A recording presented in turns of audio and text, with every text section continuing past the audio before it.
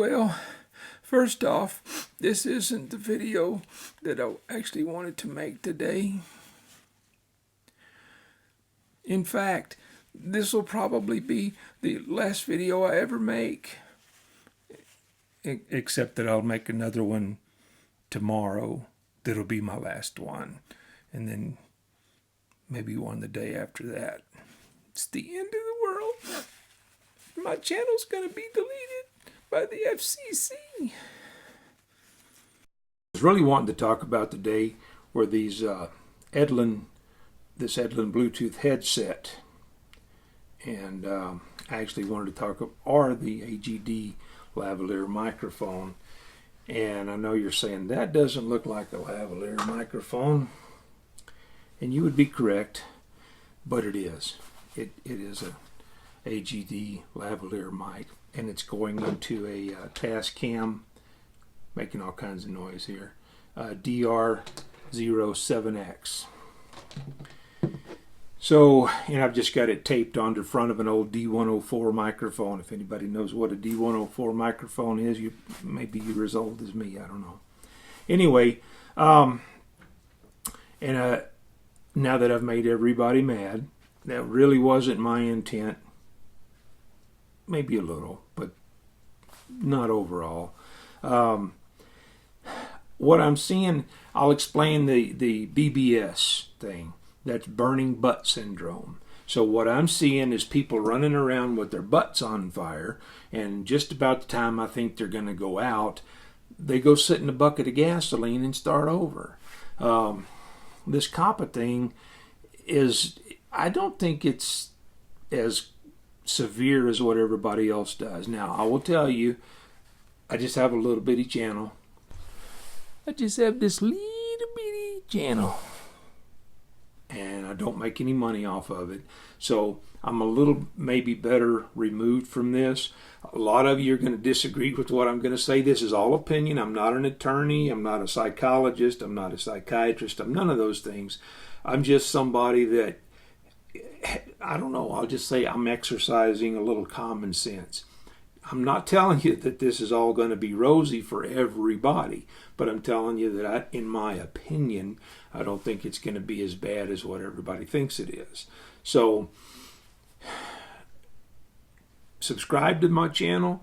If you think I'm crazy, leave a comment. If it turns out after January that I'm right, come back and subscribe then. Or come back then and tell me I'm crazy and then unsubscribe, whatever. But I've been watching businesses for a long time, and that's all Google and YouTube are businesses. I've watched government agencies for a long time. I've watched attorneys for a long time. So I'm an old guy. I've seen a lot of things over my years. So what I have seen we'll say with the legal system, a case I am familiar with, there was a right-of-way that was in question, deeded, surveyed, and it had free and uninterrupted ingress and egress, and it was plain and simple, and somebody put a gate on it.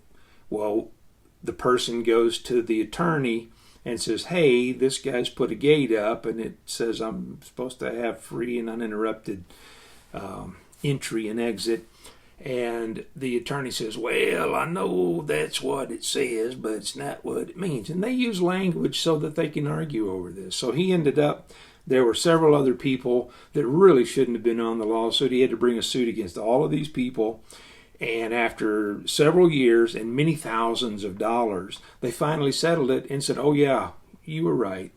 So I don't want to say all attorneys are dishonest, but all of this vague language that everybody's worried about with YouTube, that's nothing new. They don't want to pin themselves into a corner that they can't get out of.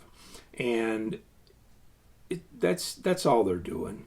I think we have a combination of things. We live in an age now, again, this is my opinion, where we have a lot of people that think we have a problem, and most of the time we have a solution in search of a problem.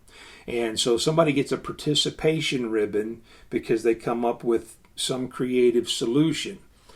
I don't know that what YouTube was doing was all that bad. Where they painted themselves into the corner is that targeted ads are more valuable than general ads. So they go to these toy companies and say, we have this information.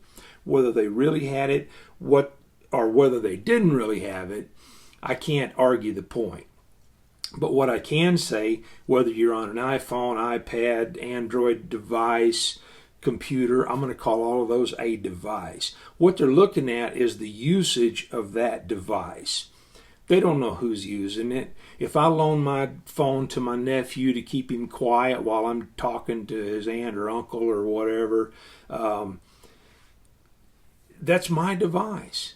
It's me. And I'm not, promise you, I'm not under 13. So if Aunt Martha is trying to find the perfect present for her nieces or nephews, and she goes on to YouTube and starts looking at things in the age bracket of her nieces and nephews, well, she's going to start getting targeted ads. If she does it a lot, she's going to get targeted ads based on her looking at younger content. So they don't have specifics. They don't have this is little Bobby, this is little Susie. None of that stuff's in there.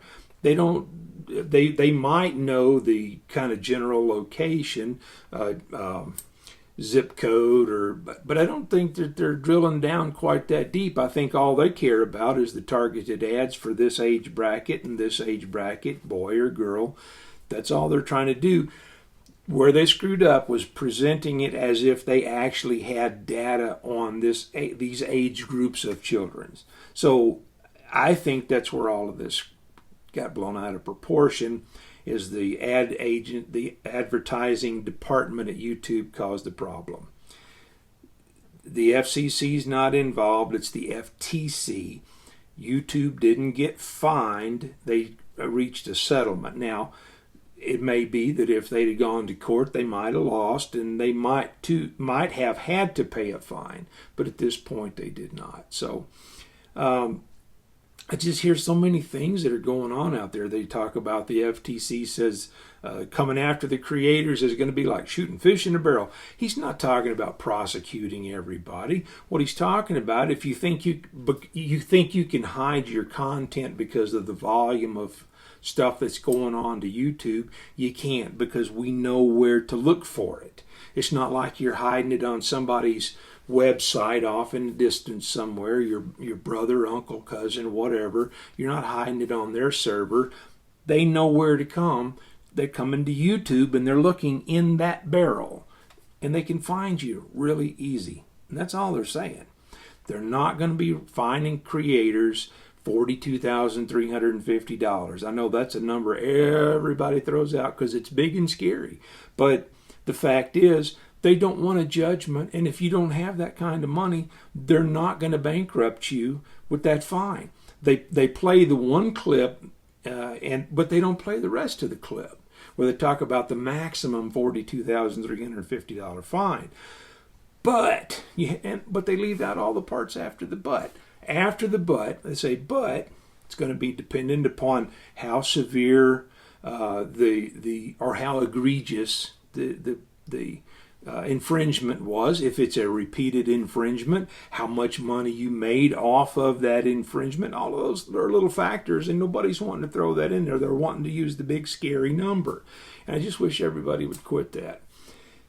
I can be completely wrong. All I'm asking, everybody calm down a little bit. You know, they're really not going. They're not going to go absolutely crazy. So after January, if I'm wrong, come back here or leave me bad comments now. Call me names, whatever. I've been called a lot of names. I'm an old guy, so I've had my share, and it doesn't bother me at all. You agree with me? That's cool. You don't agree with me? That's cool too. Put it in the comment. But after January, if you find out, well, that old guy was probably closer to being right, come back and subscribe if you haven't. One thing that I'll say, YouTube and Google is a business. They want to make money. If they limit how much you can make, it also limits how much they can make. So if they shut you down, it shuts them down. And they're not going to shut all the little providers down, all the creators down. They're not going to shut people that don't even have a monetized channel. They're not running around and shutting all these people down.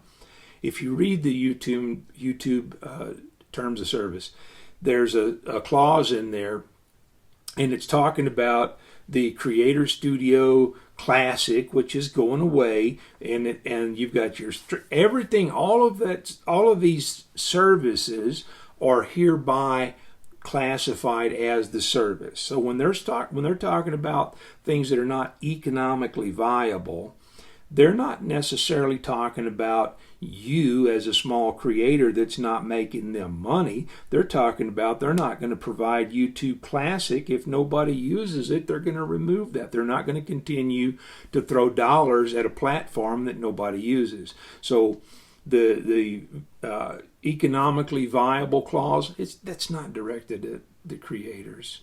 I don't have any supporters. All I've got a little bitty tiny channel, about that big, that I started off for reasons I won't even go into right now. Hey, just a little side note.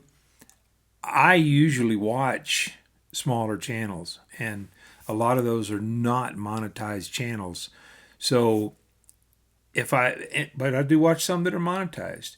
The Nimmin brothers, I watch them, and some of the other people that tell me how to build videos, and I realize I don't have a studio. This is not what I normally do. So the shadows and stuff, I'm sorry, I don't have a studio. I'm in a corner in my living room. So I primarily watch small creators, but it keeps me on the platform, and then I do go watch other creators that are monetized, and I do see commercials. So the simple fact that a channel is not monetized is no reason to them for YouTube to kick it off the platform, because there may be some little small market that I'm here for, and I'm going to watch something else that I see and suggested that I wouldn't have even thought of. So the small creators are not going away. And I've got only a handful of videos, and they all have crappy audio. That's why I have the AGD mic. That's why I have the Tascam recorder. I'm trying to start making better videos, and when I retire, maybe this is something I want to do, because like with this little Bluetooth headset right here, I bought this based on a review that I had seen, and so if I'm going to buy them anyway, I might as well share my opinion on them. And again, that's just my opinion. This will come out in a day or two or a week or two. This is by no means how I support myself, and that's why I can remove myself. I'm not emotionally vested in this. I'm not monetarily invested in this. I'm just sitting back and saying, man, I've seen the Chicken Little thing going on here. Everybody's butts are on fire, and they're running in circles for what I think is no reason. So if any of this makes any sense to you, this is not how I support myself. I've got a day job, and maybe I'll throw some B-roll in there and show you what my day job looks like somewhere. But just come back in after January, and if you say, man, that old guy wasn't too far off, come back after January, subscribe to the channel if you like reviews on stuff. I like to build stuff, so that's all it's going to be. I built bird feeders and just general stuff around the house. Anyway, I hope I've appealed to at least a few people. Calm down a little bit. Don't delete your channels. They're not coming after you for $42,350 per video, even if they disagree with what your content is. And I'm not going to get into any specifics. If people are interested in what I'm talking about, if you want me to make another video, I will. I really don't have much desire to make another video on this, but if I get enough questions, I'll either try to answer them in the comments, or I'll do a follow-up video. But that's about all I've got for now. I ramble a lot. This is not what I do for a living. I'm not a good public speaker, so, and sometimes I get a little animated, but I try not to do that too often. Anyway, everybody have a great day. I appreciate your time. If anybody's still here, thanks for sticking with me.